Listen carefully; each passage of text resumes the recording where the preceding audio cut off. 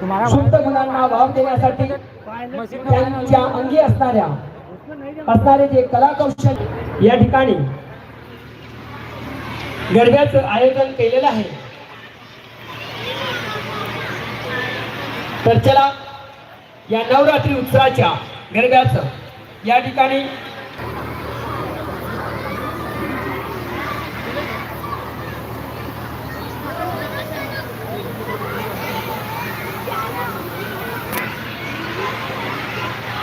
वे चालू आहे का रे लाईव्ह रे हां